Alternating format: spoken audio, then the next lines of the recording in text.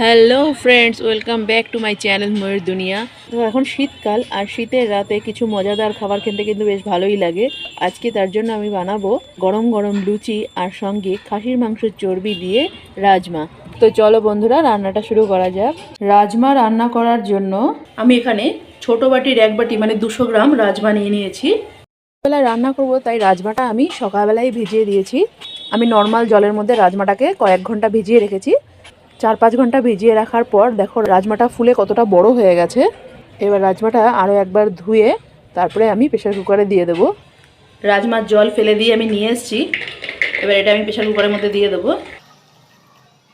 প্রথমে যে বাটির মাপে আমি রাজমা দিয়েছিলাম সেই বাটির মাপেই আমি জল দেব।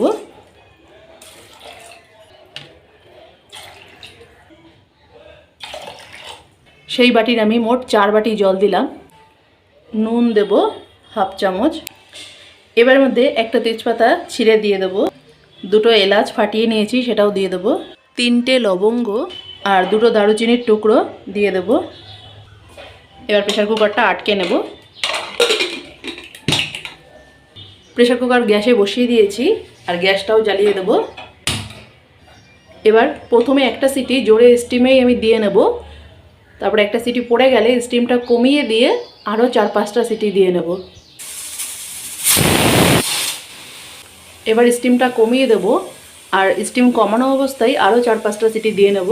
তাহলে রাজমা ভিতর পর্যন্ত খুব ভালো মতো গলে যাবে।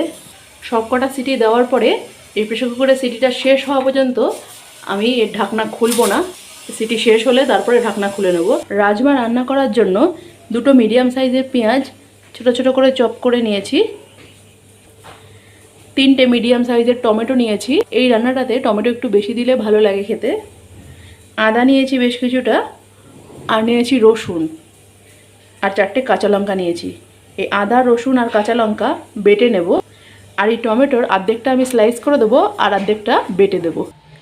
আর খাসির মাংসের চর্বি নিয়েছি 100 গ্রাম। চর্বিটা আমি এমন ছোটো ছোটো টুকরো করে কেটে নিয়েছি। রাজমা রান্না করার জন্য গ্যাসে একটা কড়াই বসিয়ে দিয়েছি। এবারের মধ্যে সর্ষের তেল দিয়ে দেবো।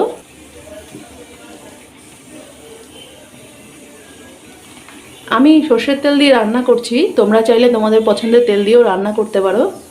তেলটা গরম হয়ে গেছে। এবারের মধ্যে হাফ চামচ সাদা জিরে দিয়ে দেবো। জিরেটা ভাজা হয়ে গেছে। কুচিয়ে রাখা পেঁয়াজটা দিয়ে দেবো।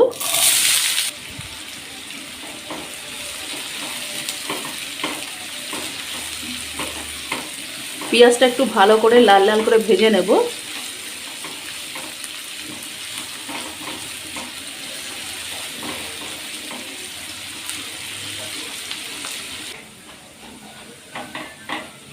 পেঁয়াজ আমার লাল করে ভেজে নেওয়া হয়ে গেছে।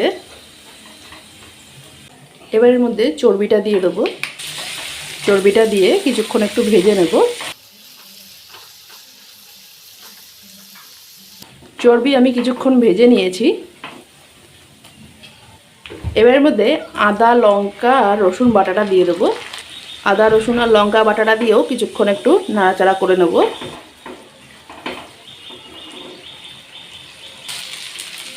চর্বির থেকে কত তেল বেরিয়েছে তোমরা দেখতে পাচ্ছ।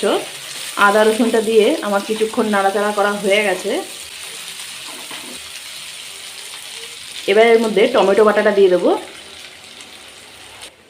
মিক্সি বাটিটা ধুয়ে একটু জলও দিয়ে দেবো। আবারও সব কিছুকে ভালো করে মিশিয়ে নেব। টমেটো দিয়ে ভালো করে মিশিয়ে নিয়েছি। এবারের মধ্যে নুনটা দিয়ে দেবো। পরিমাণ মতো নুন দিয়ে দিলাম। নুনটা বুঝে দিতে হবে, আমি কিন্তু রাজমা সিদ্ধ করার সময়ও নুন দিয়েছিলাম। নুনটা দিয়ে ভালো করে মিশিয়ে দেব। নুন দেওয়াতে টমেটো থেকে কত জল বেরিয়েছে দেখো।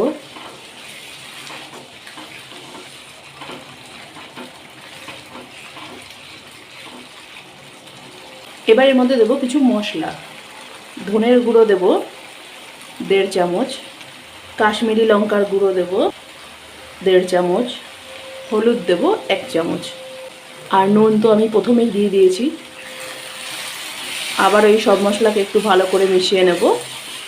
টমেটো বাটা দেওয়ার পরে আমি স্লাইস টমেটোটাও দিয়ে দিয়েছিলাম, কিন্তু সেই ভিডিওটা আমার মিস হয়ে গেছে।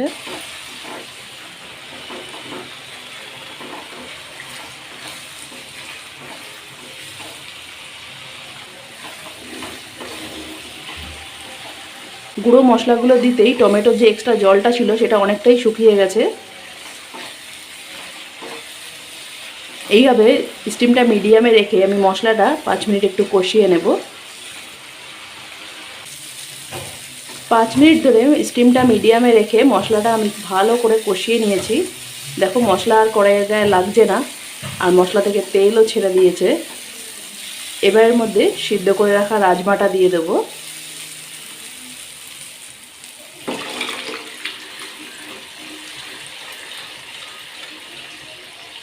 রাজমাটা দিয়ে মশলার সাথে আবারও ভালো করে একটু মিশিয়ে দেব। আমি এখানে রাজমা সিদ্ধ করার জলটা ফেলিনি, সেই জলটাই ব্যবহার করেছি। তোমরা চাইলে এই জলটা বাদ দিয়ে প্লেন জলও দিতে পারো। রাজমাটা দিয়ে আবারও ফুটে উঠেছে। এবার স্টিমটা কমিয়ে দিয়ে রাজমাটা আমি 5 মিনিট একটু ফুটিয়ে নেব, তাহলে রাজমার ভিতরে সব মশলার স্বাদটা ঢুকে যাবে। আর একটা ঢাকনা দিয়ে ঢেকেও দেব, আর স্টিমটাও কমিয়ে দেব।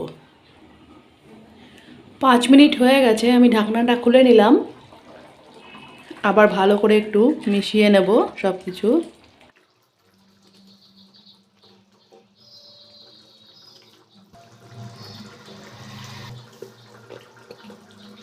রাজমা খুব ভালো মতো সিদ্ধ হয়ে গেছে।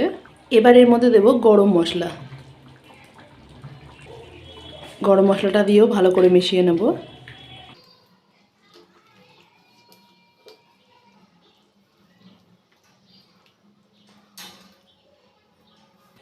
রাজমা দিয়ে খাওয়ার জন্য আজকে আমি বানাবো লুচি।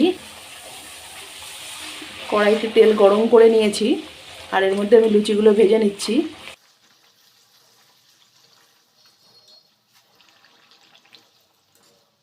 লুচি আমার ভাজা হয়ে গেল, আমি তুলে নিয়েছি। এইভাবে আরও কয়েকটা লুচি ভেজে নেব।